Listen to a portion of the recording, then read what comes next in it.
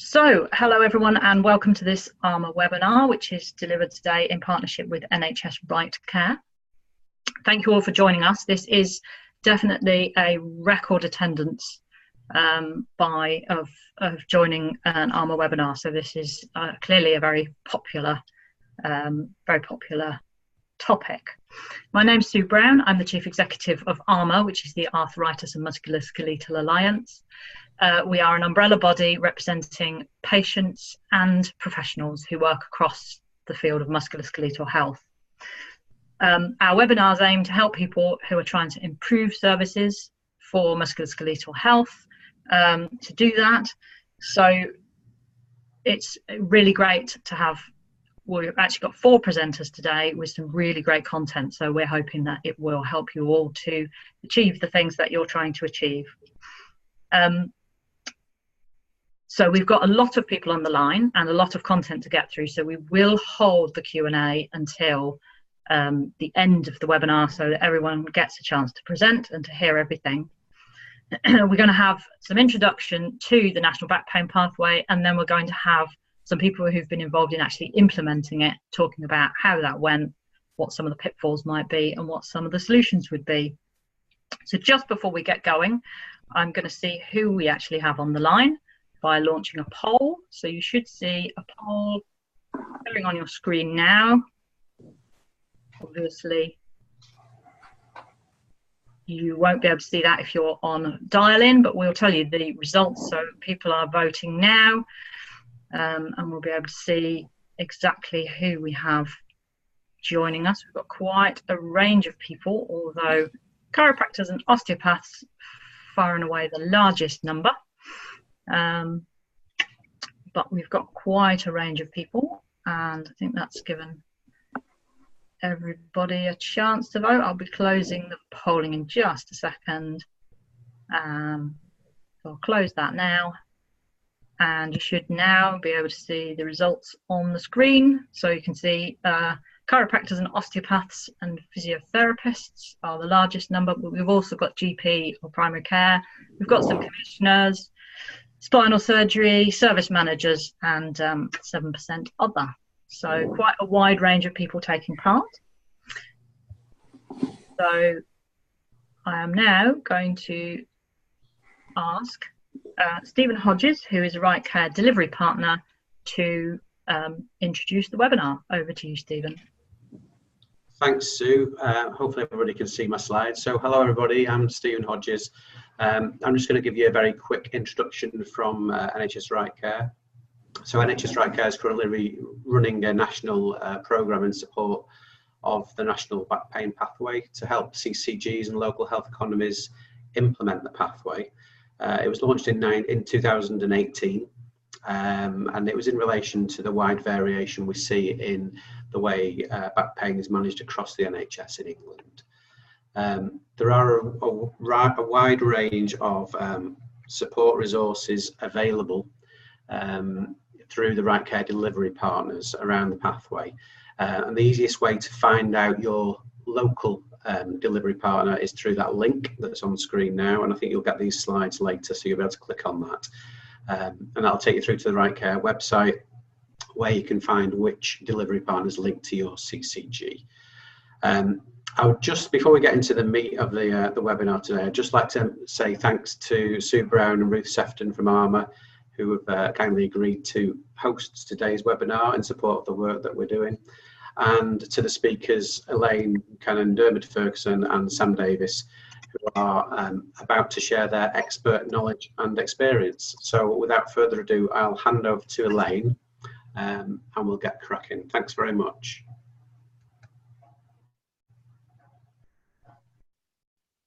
Okay, so I think next we have Elaine, who is a consultant physiotherapist and chairs the National Back Pain Pathway Clinical Network. Hi, my slide's showing, Sue? Yes, your slides are showing fine. Okay, that's lovely. Thank you to all those that have joined. It's great to see such a lot of interest. Essentially, back in 2013, Charles Greane was the clinical director for spines at the time, and there was a call from the trauma programme of care to identify pathfinder projects, and back pain was identified as one of 5 programmes for the country. And most of the other programmes were things like cancer and things that had a much bigger impact in many ways for the individuals. But back pain was selected because it was considered to be a high value pathway because of the very, very large numbers involved and the vast spending that the NHS had for the subject of back pain. And it's quite interesting because we've got a whole range of guidelines out there. So despite all the guidelines, we were still seeing back pain as being a main health problem for the UK. And what was clear is that we might have a lot of guidelines, but we certainly weren't seeing that there was consistent or rigorous implementation of guidelines. So we're still seeing the use of treatments of low clinical value, things like facet injection, fusions for back pain. There's definitely variation in practice around the country. An example that's given is around admitting people with back pain, which can be very costly, admitting them to hospital. And there's variation in how much different CCGs spend, for example, on admission costs. And one CCG might spend £5 per head of population on admitting for back pain, and another CCG might be spending £15 per head of population for the same thing. So these were questions that needed to be looked at to understand why we were still seeing that despite all the guidelines that were there. So the aim here was to produce a pathway to optimise value of care that would become the basis for collaborative commissioning. But also, if new evidence came out, that we would be able to just plug in the new evidence into the existing pathway, and it becomes a vehicle then towards implementation. The idea was to produce a pathway that was both effective and timely, and for patients would run right from the beginning when they first made contact with healthcare, right through to the specialist commissioned procedures that can be done in tertiary centres. It's also to provide healthcare professionals with an evidence-based, very comprehensive care pathway that was much more integrated from the GP surgery through to specialist hospitals. And a really important thing was to get buy-in from all the relevant stakeholders, and that had never really been done before, because generally we have specialist groups producing their own guidelines and their own pathways, but we've never ever had a national pathway before, and this was what was very different for this topic. So the first thing that Charles Greane did was get together a clinical group. And you can see from that list the range of people who were represented, the range of societies, and many of these had their own pathways in place. So from a lot of emails, a lot of meetings, lots and lots of discussion, there was agreement of what the national back pain pathway would look like. And many of you will know the different steps that come through, from screening to using the start back, through to the core therapies, then falling into things like the specialist triage, rehabilitation programs, the CPPPs, and then through into pain services if necessary, and thereon. And there's a separate radicular pathway. And what I want to highlight on the radicular pathway is that in the back pain pathway, there might be people with radicular pain, and they get managed in the back pain pathway.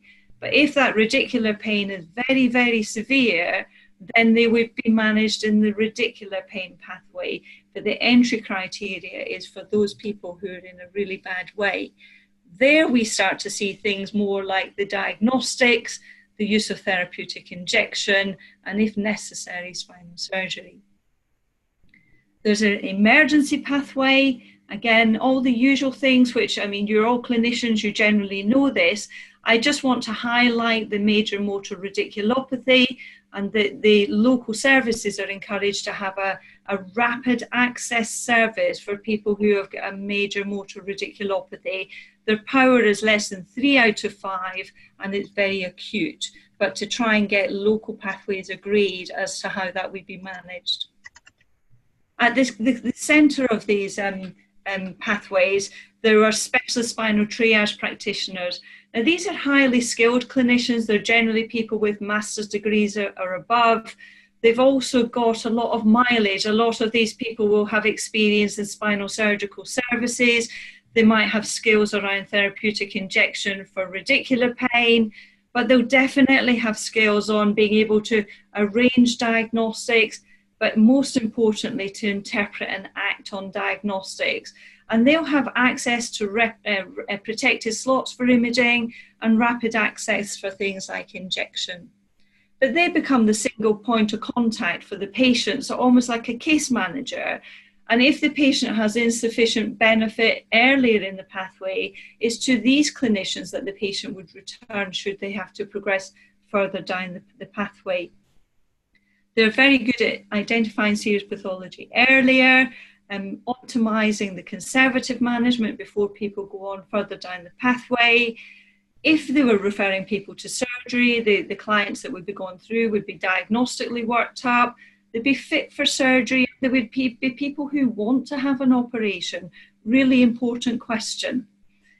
That means, for example, in a surgical service, the surgeons are seeing people with serious pathologies, complex pathologies, or the really nasty radicular pains that have got a concordant surgical target. A big investment that's required in the UK is for the combined physical and psychological programmes. There are areas in the UK where this is provided really well and there is very good access, but it's not consistent across the UK. And quite often where there's a lack of access to a CPPP, what tends to happen is that the pain services are used more, or it might be that things like injection is used more. So we really would emphasise the importance of having combined physical and psychological programmes available on the local programmes.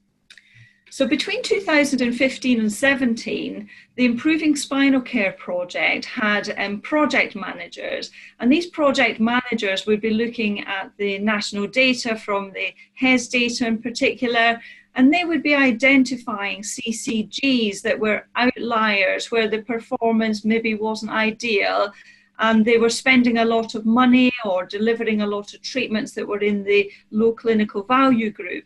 And they would then go and invite those CCGs to work with the project managers to look at solutions, to discuss the national pathway, and to support them in exploring opportunities for change. And the areas that implemented the pathway achieved benefit by implementing the national pathway, expediting effective treatments. They decommissioned treatments of low clinical value. They would do things like restrict access for MRI for a lot of GPs. They would reduce case mix variation, reduce referrals to secondary care, reducing referrals to surgical services, and keep that for those with that really needed surgery, particularly the severe radicular pains. And as a consequence of all that, they actually saw improvement in patient satisfaction and outcomes. The pathway has been endorsed by NICE in 2017. When the new NICE guidance came out in 2016, that was plugged into the pathway. The pathway was updated and NICE thereafter endorsed it. The Get It Right First Time report that came out earlier this year, the very first recommendation on the GIRF report is that the CCGs and trusts to agree local plans to implement and adhere to the national back and radicular pain pathway. And it's fantastic to see Wright Care getting behind this initiative, because it's Wright Care that's going to help drive the implementation in the near future. We also have a National Back Pain Pathway Clinical Network, and they have an annual meeting, and we would love to see any of you there. And if you would want to come and join us with regard to that. But that's a clinical network, creating networks between experienced spinal clinicians from a range of professions, sharing knowledge and looking at how the back pain pathway should be implemented. Thank you. Thank you very much, Elaine. And presumably we will be able to share the link for people who'd like to go to that event in Brighton on the post-webinar email. I know I said we'd keep questions to the end, but can you just answer this one quickly, which is, obviously NHS RightCare is England only, but is the National Back Pain Pathway England, or does it also cover Scotland? So the National Back Pain Pathway really was produced by NHS England through the trauma programme of care. However, we have representation in the National Back Pain Pathway Clinical Network with representatives from Scotland, Wales, Northern Ireland, and all of these areas have been doing initiatives for implementing the national pathway. And it really is now a truly national pathway. And it's been fantastic to see the efforts, the successes that areas beyond NHS England have achieved. Okay, that's brilliant. So I'm now going to invite Dermot Bergson, who is clinical lead for the North of England Back Pathway, to talk about his experiences of actually implementing this. Dermot, over to you. I'll just see if I can come on there now. Yep, so we can hear you. Oh, can you hear me now? Okay, lovely. Yep, I'll just go and back. we're seeing your screen as well. Oh, that's brilliant. Okay, I've had some problems with IT this morning. Welcome to all. My name's Dermot Ferguson. I'm clinical lead for the North of England Back Pathway. We've been involved in putting the pathway into position in the North of England since 2013. We thought initially that this pathway would be quite easy to put in, and as we know, the reality of these situations are much more difficult. Just to give you some geography, when I say the North of England, we covered 13 CCGs from Cumbria, Northumberland, all the way over to Teesside. Quite a big population of sort of 2.5 million.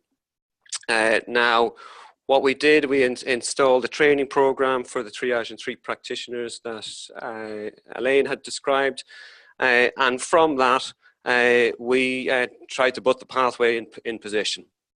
The question is, does it work? Is it possible? And you know what? I think so. And we've got some quite good evidence that I'll come through in a couple of minutes.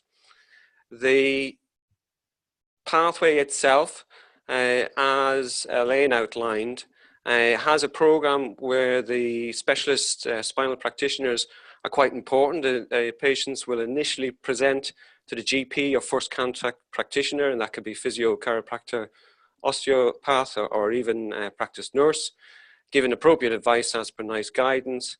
And then if there is an issue, the patient may return at a couple of weeks down the line. And at that stage, the care is stratified using the start back. Depending on the stratification, patient may require further intervention. And if so, if they're medium-high risk of developing chronicity, they will be referred through to further care and be assessed by the specialist spinal practitioner.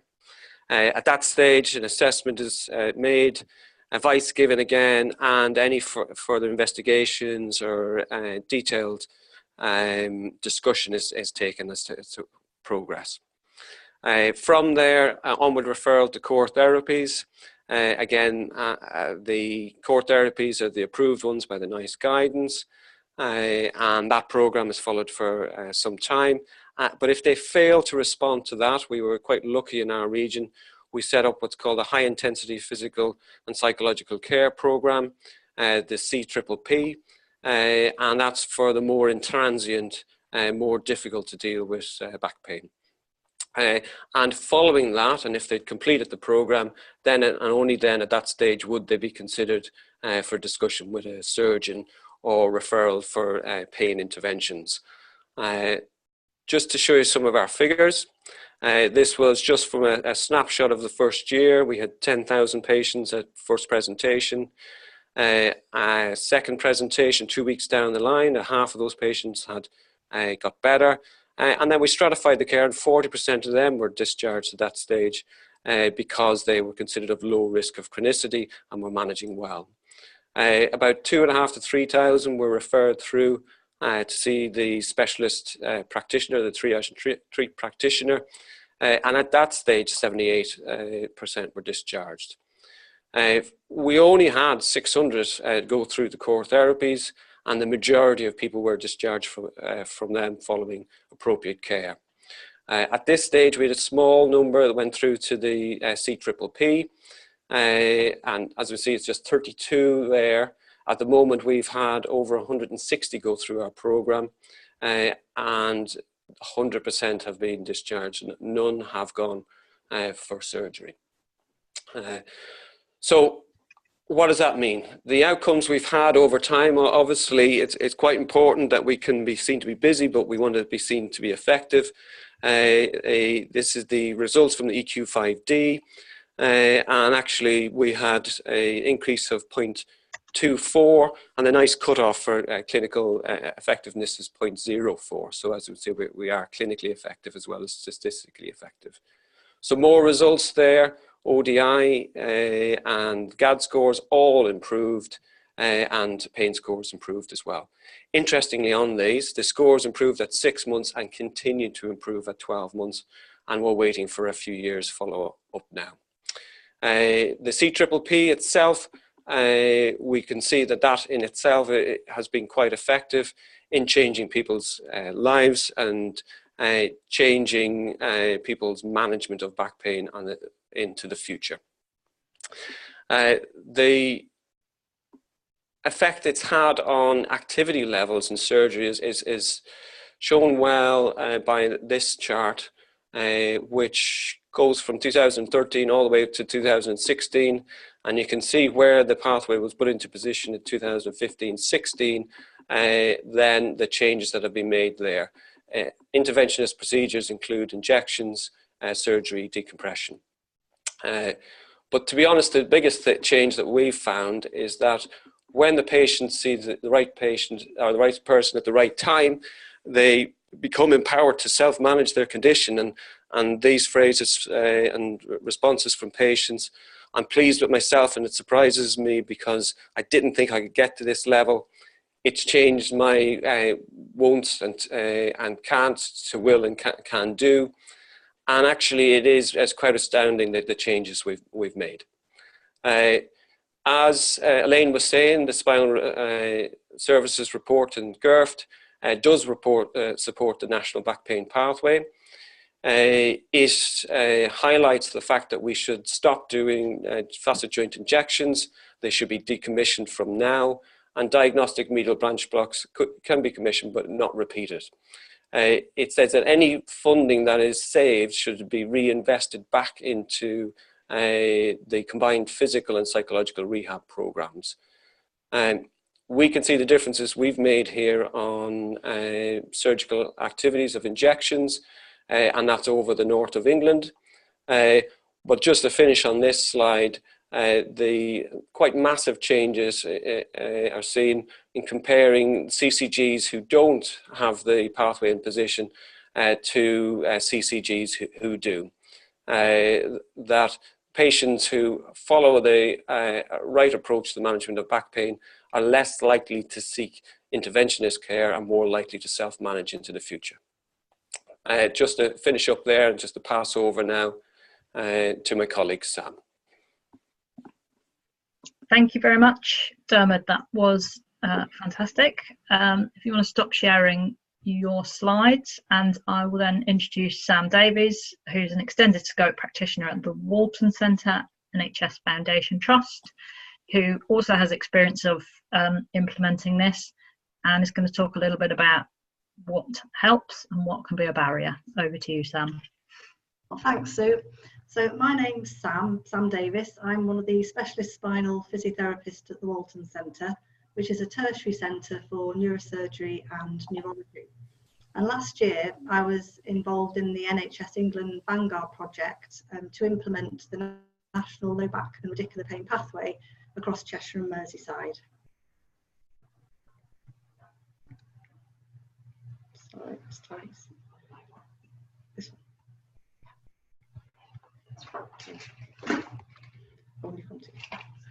Sorry. So my role was to promote the NHS England National Low Back and Radicular Pain Pathway across Cheshire and Merseyside, and together with Tim Piggott, who is a consultant neurosurgeon at the Walton Centre, we were clinical advisors for the project team. And together we delivered education sessions to 9 CCGs across Cheshire and Merseyside, and we delivered presentations to physiotherapy departments, accident and emergency staff, GPs at PLT forums and some minor injury units. Initially, the team did a gap analysis across Cheshire and Merseyside, where they looked at existing services and compared them with the National Back Pain Pathway, and they looked for non-compliance. We found that each CCG was different. Most CCGs were close to the pathway, so tweaks were needed rather than major changes. We held large stakeholder meetings with all the stakeholders around the table, and some of the project team went up to Newcastle, where Dermot, who's just spoken, implemented the back pain pathway across the northeast. And we went there to look at how they implemented their pathway and to gain insight and tips to help us implement the pathway in Cheshire and Merseyside region. This is a picture of Tim Piggott, the consultant neurosurgeon at the Walton Centre, and he was our clinical champion. And Tim helped assist in the presentation delivery, and it was really helpful to have Tim on board, as he definitely helped to improve the attendance rates at the presentations and answering all the questions as well at the end that came about following the presentations. We delivered a standard presentation, but I tailored the presentation to the audience. So, for example, at the end of the presentation, the last couple of slides, I usually included how implementing the pathway would benefit their particular departments, such as A&E, to GPs and to physiotherapists. And we also included an update of Cauda-Equina syndrome, where particularly the A&E department staff and GPs found this particularly useful, and it generated a lot of questions at the end. We had, so on the team, we had someone from the communications team who devised the back pain website for us, and they also did an animation video, which we were lucky enough to have Beth Tweddle, who's an Olympic gymnast, to do our voiceover for us on the animation video. And we found the video could be easily implemented onto television screens that were in the waiting rooms for A&E departments, in the GP surgeries, and in some physiotherapy departments. And quite a few of the A&E GPs and physio departments took this on board and put it on their television screen. So while patients were waiting for appointments, they can see the positive messages regarding back pain and the 7 golden rules. And you can have it on mute or with the voiceover, depending on their system. So we looked at Warrington CCG first, as we decided to concentrate on them as an early adopter site. This was because when we compared their data with the Wright Care data, we found they had the highest levels of injections and surgery of all the 9 CCGs. So we concentrated on them, and we rolled Warrington out to do the project from September 2017, and then we concentrated on the rest of the Cheshire and Mersey region and rolled out the programme from then. So we found there was a wide variation across the CCGs regarding the use of the start back tool. Some CCGs used it some of the time. In other CCGs, the GP staff used the start back tool. And in 1 or 2 of the CCGs, it was the physiotherapists who did the start back tool. We now, having implemented the pathway, all the CCGs use the start back tool. And for the CCGs where the physiotherapists usually did the start back tool, we decided not to change that because it worked really well and it was well embedded in their service. And we decided that as long as the start back tool is completed early in the pathway in order to guide management of that patient, it doesn't matter whether the GP physiotherapist, osteopath or chiropractor carries out the start back tool. We found there was a variation in waiting times for physiotherapy across the CCG. However, they've all worked very hard and managed to get the physiotherapy waiting times down to 6 weeks. There is much evidence to support early musculoskeletal intervention in the literature, and you can use this as evidence to convince your CCG and managers for you to support you on this, as it does provide cost savings in the long term. Again, there was a variation in the level of services regarding the community-based pain management programme. Most of the CCGs had some form of pain management programme in place. There were only two CCGs which didn't have a pain management programme in place, one of which was Warrington. So the Walton Centre helped to set up a new pain management programme based in the community in Warrington, which has now been running for 12 months, and we have 12 months of data now which have good outcomes, and continued funding of this programme is looking hopeful. One of the common questions we got asked at the presentation regarding the pain management programme was, well, how many hours should be in a pain management programme? Well, we have evidence that in one of our CCGs that they have 36 hours for their pain management programme, and they have good outcomes with this. So this can be flexible. Ideally, within the pain management programme, you should have a clinical psychologist. However, if this isn't possible in your service, then it is better to run with something rather than nothing. We also found in some of the CCGs that they had a lack of access to a medical practitioner. This is really important in order to support the triage and treat practitioner in the centre of the pathway for things such as blood training and help with interpretation of blood results, and also as general medical support for that practitioner. If this is not available in your area, then we suggest you form links with secondary care, or if this isn't possible, if you link with your local specialist spinal physiotherapist, who they often work alongside neurosurgeons, rheumatologists, orthopaedic spinal surgeons. Maybe you could link in with them, sit in clinics with them and gain some mentorship and support from that way. Despite having implemented the back pain pathway across Cheshire and Merseyside, we're still finding that some GPs are referring for MRI scans before referring into the pathway. One CCG is tackling this by stopping funding for GPs to refer patients for back pain for MRI scans by stopping the funding. So this is unless it's for red flags, and this is one way of addressing this issue. And commissioners are very likely to support the pathway, as the pathway promotes the stopping of inappropriate MRI referrals. So this would again lead to a reduction in costs. Following from Tim and I doing the presentations to the accident and emergency departments, we found that some patients were being lost in the system. So what we did in subsequent presentations to the A&E departments, we used the presentation to invite lead clinicians together. So I invited the lead physiotherapists, radiologists, managers to come to the presentation. And one of the common questions we got asked from the A&E staff was, this is a great pathway, but how do we access it? So having these other lead clinicians on board in the room, natural conversations came about, and new pathways tended to be brought about, which I felt that was really good.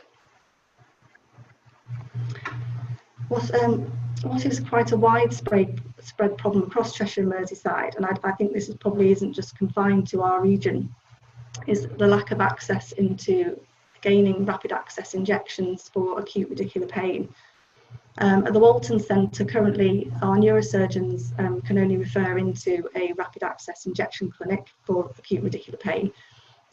So if I have a patient who I feel would need an acute a rapid injection for radicular pain, I would speak to my consultant, and then we'd fill in a form, and then they'd sign it, and then it gets put through. If you don't have access to this type of service within your organisation, you need to form links with your pain consultants, or if you have any radiologists who do nerve root blocks, or link with your spinal surgeons to see if you can arrange some pathway for your organisation.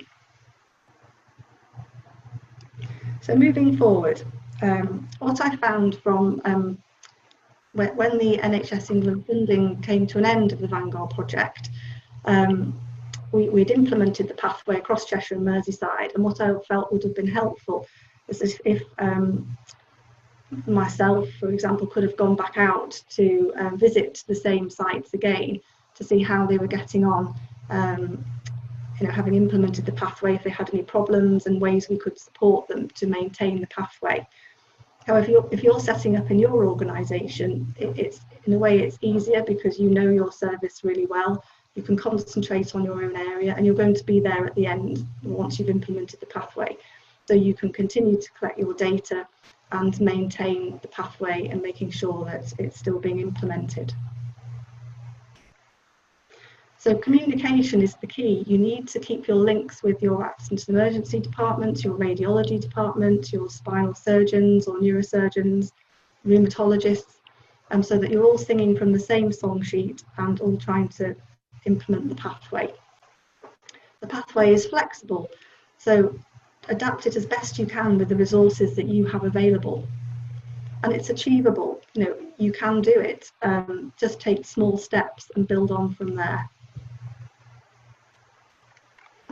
You can do it. Thank you very much, Sam. That was a really helpful presentation, and actually just following on from that, we have had several questions come in that relate to the CPPP aspect of the pathway, ranging from a question about commissioners reluctant to resource CPPP in one area where there's a residential component, and could a hybrid option be developed, through to are there any digital solutions that could fill gap where there isn't CPPP. Sam, have you got any comments on any aspects of the best way to deliver the CPPP that is likely to get commissioned? Well, I suppose looking at other people's results, for example, one CCG, they found that just 36 hours produces good outcomes. So looking at data, to see what's the best way to deliver it. I know at Warrington there are some excellent results. So I think it's using those results to influence your commissioners to say, look, this is what works, and showing the impact and the cost saving, the longer term cost savings that having a community-based pain management program brings. To try and make your commissioners look at the bigger picture rather than just the next, say, 6-12 months worth of savings. This something having a community-based pain management program available saves patients constantly re-hitting your service and going through the same service again. So I think it's having the conversation with them and trying to show the outcomes and showing the evidence really that will convince the commission to go ahead. Could I also add to that one, Sue? Yes, go ahead. Yeah, it's really just to point out, if you actually read the section about CPPP in the National Back and Radicular Pain Pathway document, there's quite a clear difference between a CPPP and a pain management programme. And the services that have more of the residential arm to it are more likely to be pain management programmes. So when you're arranging your local services and looking at what needs commissioned, although there's a lot of similarities, the CPPP tends to be an intensive programme, but not necessarily as intensive as some of the big pain management programmes that have residential care. But they don't necessarily need to be as expensive as that. Thanks. Okay. Dermot, did you have anything you wanted to add? Yeah, I just wanted to come in on that as well. Yeah, we've been doing some studies locally, and we're in the process of, we've got 5 CCGs involved locally to try and set up another CPPP program for north of our patch.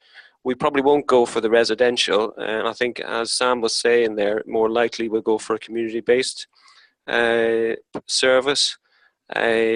So watch this space. I think as far as the evidence goes, as long as the information is appropriate and the support is appropriate, that it doesn't have to be residential.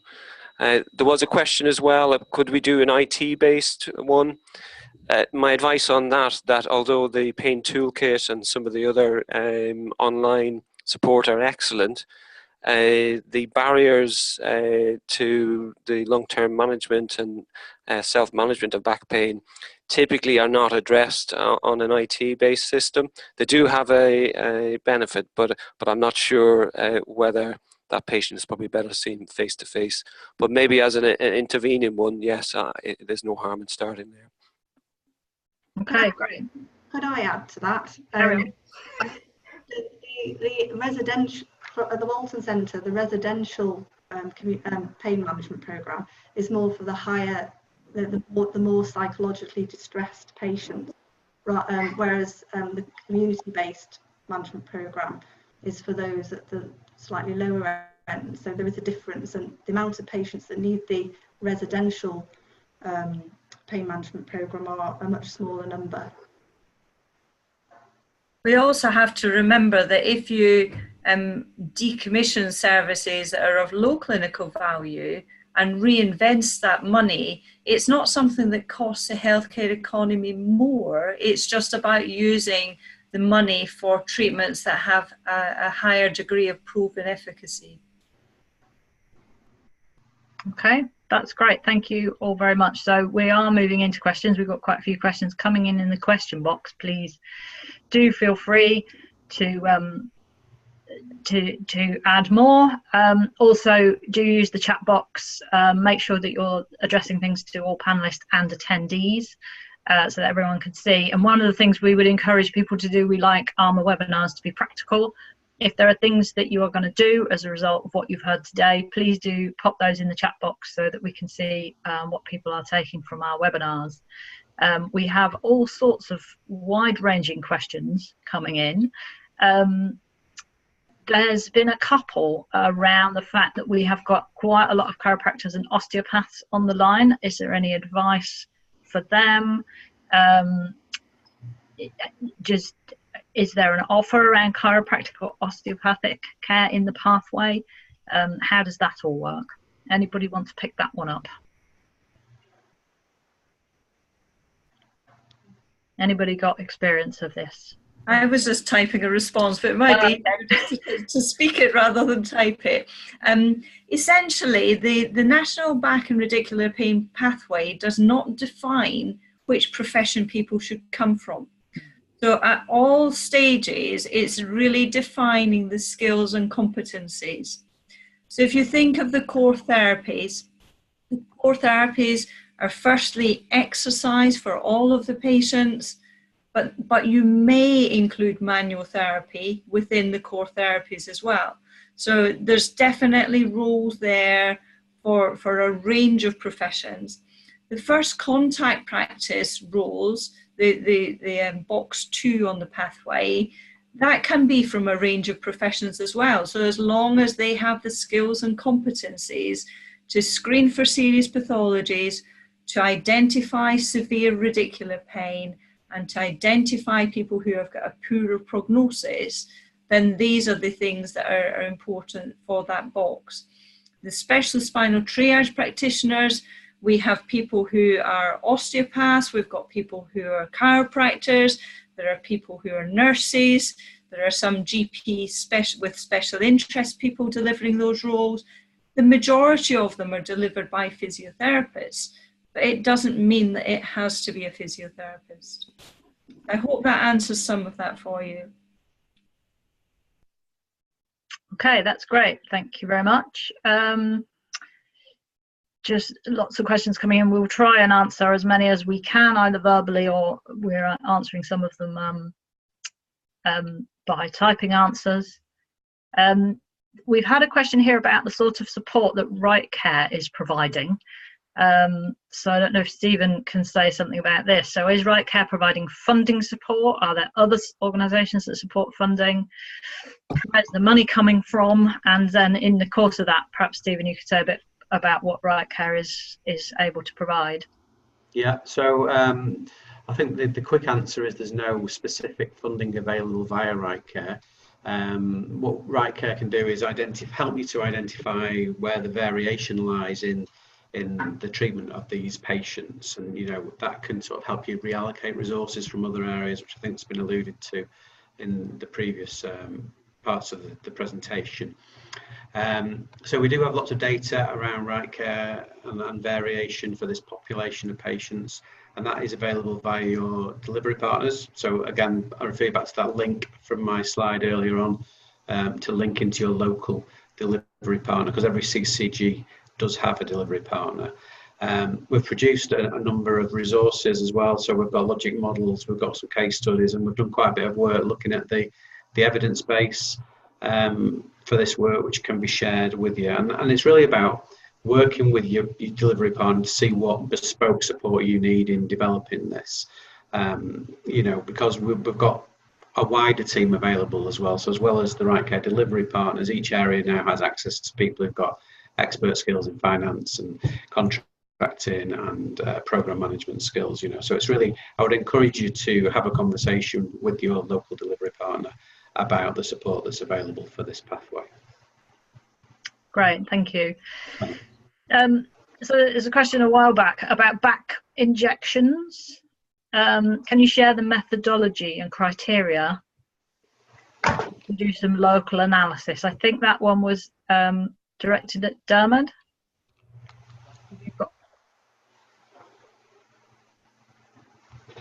Might have been Elaine. Anybody got any information about data and methodology around back injections? That's me.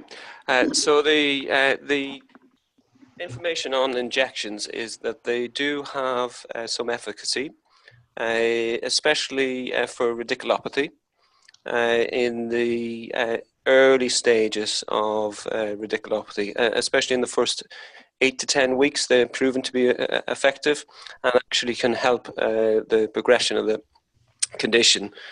However, after that time, when they're compared to physio and normal interventions, nice improved interventions, at 2 years and 5 years, the outcomes are about the same.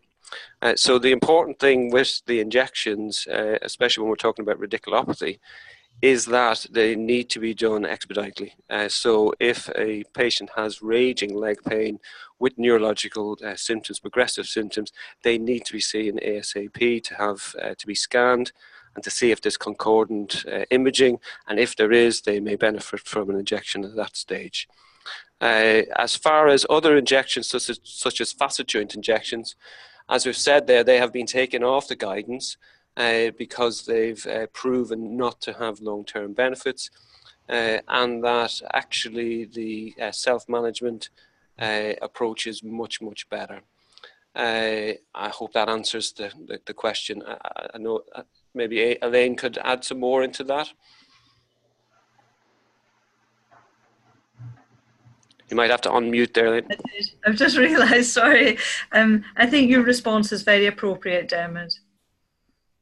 Okay, so we've had a couple of questions come in that relate in part to start back. So one of them is the basic, how do you make sure it actually gets completed?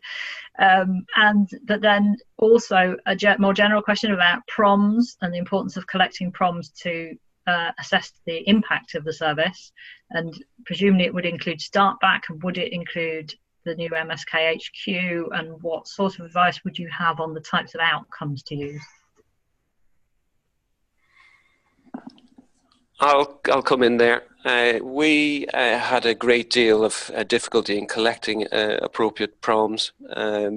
It's not easy, and I think just to start from the initial stages of start back,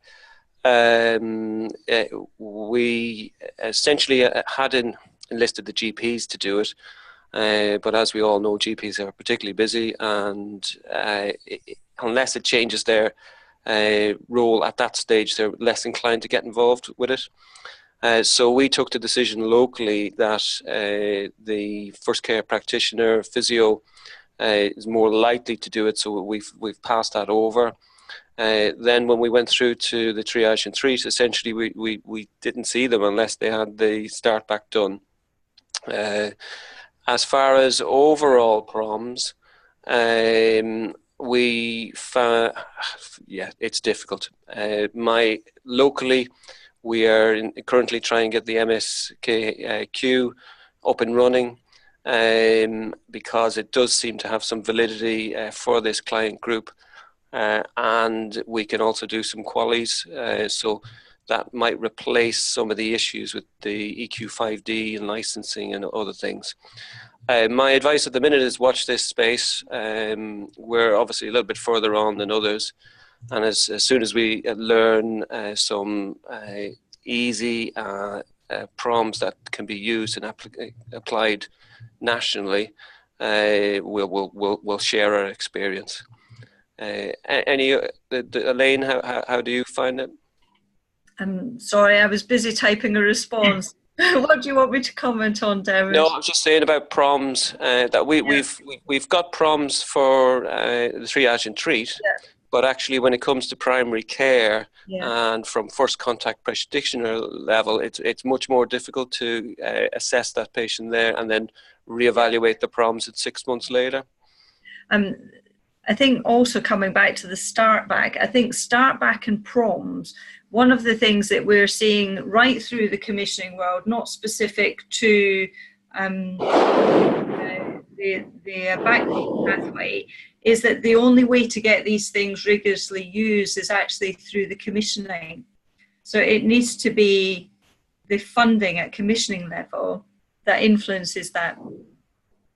Yeah, I would wholeheartedly agree with that, because unless the commissioners are asking for these PROMs, then as clinicians we're much more inclined to do the therapy and intervention stuff rather than collecting data. And it needs to also be linked to tariff somehow as well. Yeah, because agreed. Otherwise it becomes lower down the priority. Yeah, agreed. Okay, great. We've probably got time for maybe one more question. And there's one here about training. Is there currently specific postgrad training available or a training pathway for the SSTP role? Or is it clinical experience based? And this is particularly thinking about FCPs who want to take on the role in their area. Anybody got any information about training in relation to this? Personally, I did the training for our local 36 triage and treat practitioners, and it wasn't formalised. It was my research as to what best practice was. I know currently there is some training programs being organised amongst different groups for the FCPs. I would say that there is a difference there. Obviously, the triage and treat practitioner is a much more specialist role. The ability to request and to interpret MRI scans, the all-over knowledge of spinal care is probably different from that initial first contact practitioner. So in a way, there's probably a confusion there. So what's your thoughts on that, Sam? Or I think there are some MST module courses, aren't there, on advanced practitioner practice, which I have done myself personally, which was certainly useful. And the other experience is working alongside your spinal surgeons or rheumatologists and gaining experience that way. And yes, and also, as you said, learning from your colleagues who are already doing it and running courses or running mentorship or working alongside them. So it's sort of training, part sort of formal training and part learning on the job, I think, really. The other thing is that the National Back Pain Pathway Clinical Network, it actually has an academic / educational rep. And that's one of the things that they'll be looking at, is what training do we need to be developing and putting in place. And we would really like to see that there's some sort of nationally accredited sort of qualification that we can gain. It may be some of the apprenticeship models would be good for ensuring the competencies of people in both first contact practice roles, but also in specialist spinal triage. Okay, that's great. Thank you very much. Thank you to everyone who has joined us. I hope you found it. Really helpful. Thank you particularly to all of our presenters who've put time into preparing for this and delivering it, and to NHS RightCare for working with us on this webinar. You should all get an email from us early next week, which will include links to some of the information we've been talking about today, and we'll also include a link to the recording of the webinar if you want to watch again or share it with other people. But for now, thank you very much for joining us, and do look out for future ARMA webinars.